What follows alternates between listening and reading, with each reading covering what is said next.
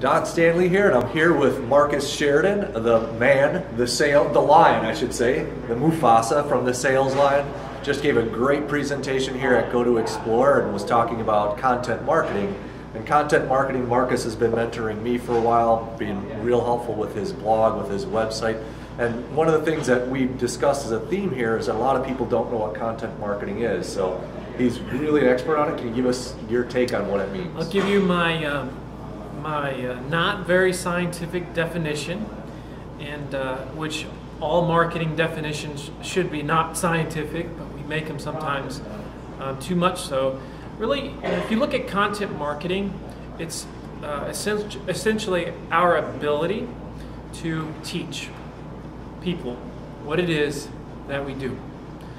Address the problems and then address the needs to those problems. That's all content marketing is. And the greatest content marketing companies are the ones that see themselves just as that, as teachers for whatever it is they do, whether it's a product, a service, what have you. And they're willing to be that teacher, and if they see a hand raised, they answer the question. And the way they answer the question oftentimes is in a blog format, but it could be in an ebook, it could be in a video, it could be in a free DVD that they give away. Content marketing is not new. You know, I always say that the Bible is a great example of content marketing, and it's been around forever. But this is an appropriate name for how we as businesses can be more successful, because now that we're in the information age, and content is so ready and available, information is so ready and available. He who gives the greatest teaching advice in his industry or field is likely going to be the most successful and have one of the greatest brands in their business. And so one of the things with that is people are often wondering, how do you get started with it? And you've got a story that wraps what you just said into it. Yeah, I mean, we make it too hard, Don. I tell companies, if you want to be great at content marketing, blogging, whatever you want to call it, you take every question that you've ever received from a prospect or a client on a normal day, and I don't care what your business is, because your business certainly isn't the exception to this rule, because every company gets questions. And so you brainstorm those, you scribe them out, you write them down, and really if you're not even trying, you'll come up with 50. If you try hard, you'll come up with 2, 3, 4, 500, and I've done this with companies. And once you do that, you have, you know, if you got 100 articles, and if you write 2 times a week, that's 2 articles every week for a solid year. And that goes, of course, on your website, maybe in a blog format. And it's a great way to get it started. And it's so funny to me that the majority of companies do not, on their website, answer the most essential questions consumers ask them all the time. It's mind-boggling. Well, that was one of the big things that you demonstrated today, and it's important for companies. Would you say it's important for companies who want to see some return on this and actually see it as a business tool to start paying attention to those key questions? Well, yeah, I mean, it starts to be a great teacher. A teacher, you got to be a great listener, right?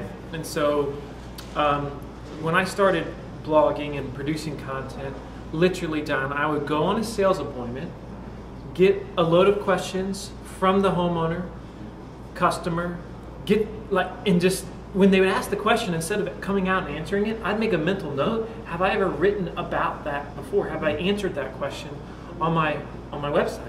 And if I hadn't, I'd go home that night and I would write it out. I'd write out the answer, make it a blog post, and it spelled success. When we started producing content 3 years ago, our website was 20 pages. Today, it's about 850. It's the most trafficked swimming pool website in the world, and it's all Q&A based on those common questions. And you've been able to track some pretty serious numbers from putting that content up. So it isn't just putting it up for the sake of putting it up. We're running businesses here, so we want to see some returns. So what are some of those numbers that you mentioned? Well, you know, you're right. I can track the value of an article.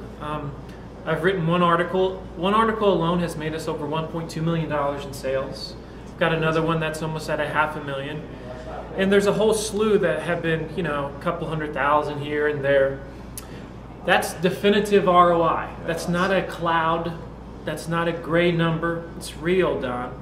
And so when people say to me, blogging and content doesn't make sense, I just think how foolish they are, and that's fine. I mean, you're always going to have naysayers. This is nothing new. I mean, we're just communicating on a higher level, on a better, more profound, deeper level. Someone says, I don't understand content marketing. I'm like, okay, do you have a sales staff? Do they go in and answer people's questions face-to-face on the phone, whatever it is? Well, why are you manning 1,000 people to do what one simple blog article can do right now? And in fact, that's why I say content's the greatest sales tool in the world, because tonight I'm going to go to sleep, but my blog will keep working. It'll work around the world, and it'll answer questions all over the world all night long while I'm asleep, and move people down with that magical sales funnel that we hear so much about.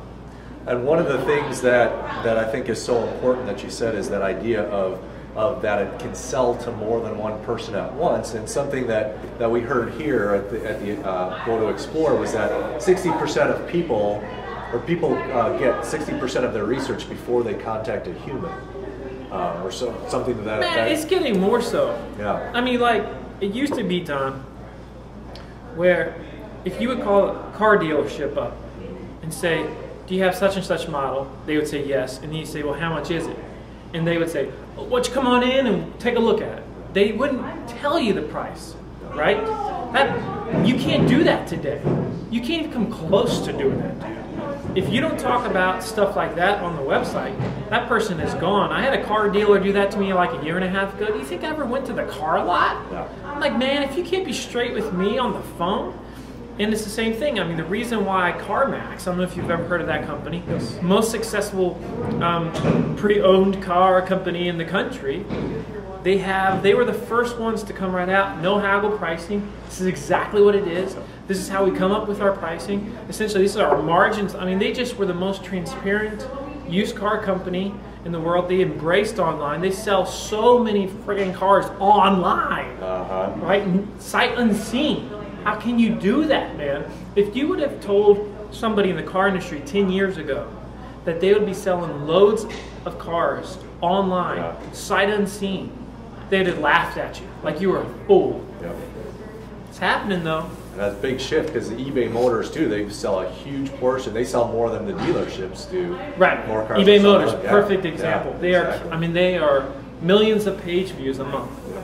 So when we're looking to kind of thinking of what people should be thinking about as they're getting into content marketing, it's as simple as starting to think of asking questions your clients already have, your customers already have, and answering them. Man, if anything, they shouldn't be thinking very hard. Mm-hmm. Most people overthink it, actually.